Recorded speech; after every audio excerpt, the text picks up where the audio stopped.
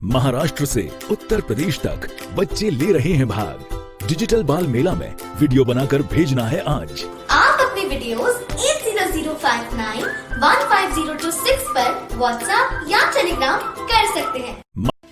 और चलिए आपको बता दें, लोकसभा स्पीकर ओम बिरला कोटा के दौरे पर हैं। आपको तस्वीरें दिखाते हैं। योगेंद्र चंदोले समय तो मांग रहा था मुझसे, क्या हुआ क्या उसने बता दो। सर कोई हाथ डाल नहीं, जब तक थोड़ा सा प्रेशर नहीं डलेगा तब तक योगेंद्र चंदोले ने क्या की थी, बात की थी उससे? इनसे तो बात नहीं करी और मेरा भी फोन अटेंड नहीं करता था उस समय, तो अटेंड नहीं करता था, लेकिन अब आज तक नहीं। क्या प्रोग्रेस, तुम गए तो क्या क्या हुआ, कैसे कैसे हुआ? उन्होंने मार्केट में तो बात रखी थी, इसलिए मैं अभी 2-4 दिन में मेरे को टाइम दिया, मैं देखता हूँ क्या हो सकता है।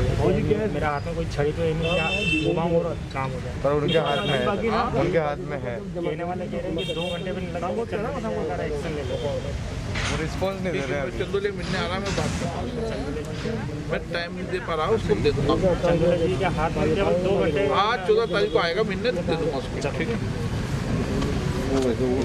तो ये एक्सक्लूसिव तस्वीरें हम आपको दिखा रहे हैं। लोकसभा स्पीकर ओम बिरला इस वक्त अपने कोटा के दौरे पर हैं और जब भी ओम बिरला गृहनगर कोटा पहुंचते हैं तो बड़ी संख्या में लोग उनके आवास पर अपनी समस्याएं लेकर पहुंचते हैं अलग अलग क्षेत्र से। और ये तस्वीर भी कुछ ऐसी थी जहां एक व्यक्ति अपनी समस्या लोकसभा स्पीकर के सामने रख रहा था और इन तस्वीरों में हमने देखा कि ओम बिरला जी ने किस तरह से उसे आश्वासन दिया कि कल इस पूरे मुद्दे पर वो बातचीत करेंगे और रास्ता निकालने की कोशिश करेंगे। तो लोकसभा स्पीकर ओम बिरला अपने गृहनगर कोटा के दौरे पर हैं और जब भी ओम बिरला अपने गृहनगर होते हैं तो जनता का दरबार लगाते हैं। मिलने के लिए आने का सिलसिला जारी है और ओम बिरला लगातार फीडबैक ले रहे हैं। सर, किस तरह का फीडबैक आज कोटा से आपको मिल रहा है? सुबह से लगातार लोग मिल रहे हैं। मेरा संसदीय क्षेत्र है, जब भी मैं आता हूँ लोगों से मिलता हूँ।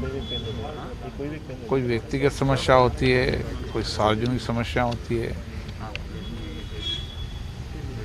तो कोशिश होती है कि एक जनप्रतिनिधि का दायित्व होता है कि जनता की बात को सुने, उनकी समस्या का समाधान करें।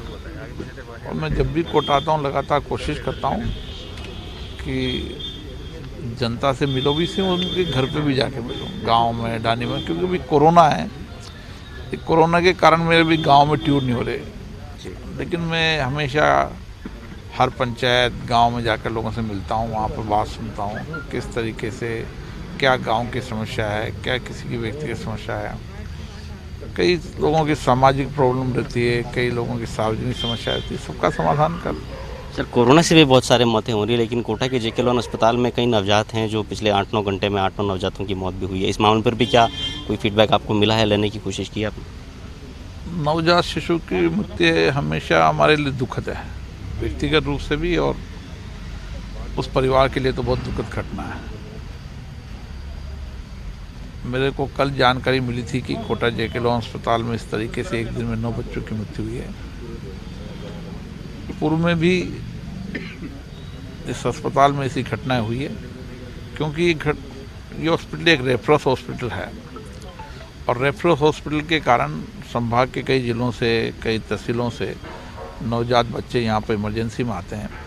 इसलिए यहाँ के अस्पताल को हमें इंफ्रास्ट्रक्चर के रूप में भी डेवलप करना पड़ेगा और मेडिकल स्टाफ के रूप में भी यहाँ पर लगातार 24 आवर मॉनिटरिंग का काम करना पड़ेगा। क्योंकि जब तक हम अगर इंफ्रास्ट्रक्चर डेवलप कर देंगे लेकिन चिकित्सा कर्मी और नर्सिंग स्टाफ नहीं होगा, ठीक से सुपरविजन नहीं होगा, तो हम इस शिशु मृत्यु दर को कम नहीं कर पाएंगे। लेकिन सर, ये आपके गृहनगर का मामला है, क्या राजस्थान सरकार से भी आप बातचीत करेंगे? क्योंकि ऐसा ही पिछले साल भी हुआ था, तभी फंडिंग करके अस्पताल के इंतजामों को बेहतर बनाने की कोशिशें हुई थी, लेकिन ये फिर से रिपीट हुआ है। हाँ, ये बात सही कि पिछली बार भी घटना हुई थी, उसको लेकर फिर एक नए अस्पताल बनाने की भी चर्चा हुई। 27 करोड़ रुपए का नया अस्पताल का निर्माण कार्य भी शुरू हो गया है, स्मार्ट सिटी से उसका काम चल रहा है। मैंने केंद्र से भी सहयोग करके कोशिश की थी, CSR से भी कुछ पैसा दिलाया था, कुछ माननीय विधायकों ने भी पैसा दिया था। हम सब सामूहिक रूप से कोशिश कर रहे हैं कि हमारी जिम्मेदारी है कि हम किस तरीके से इस हॉस्पिटल के अंदर नवजात शिशुओं को सुरक्षित रख सकें, माँ और बच्चे दोनों सुरक्षित रहें।